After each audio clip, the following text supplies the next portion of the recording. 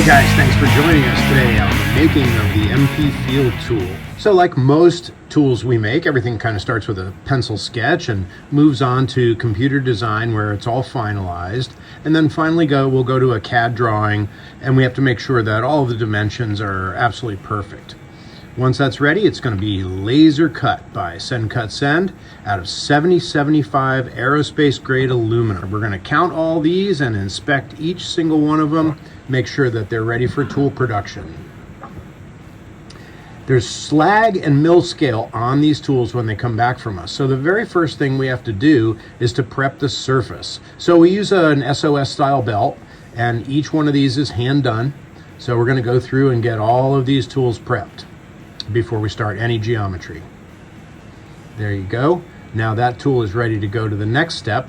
And what we're going to do is we're going to use our 3D printed jigs that we've designed to put the quarter turn tool onto the MP Field tool. And we'll do these two at a time. It's actually a very quick process. It's very efficient, very accurate. It gives us a nice quarter turn. Now we're going to go to the hook, where we use another one of our 3D printed jigs that we designed. And this is a two-stage process. So you can see the first pass gives us the hook and the second pass gives us the pry.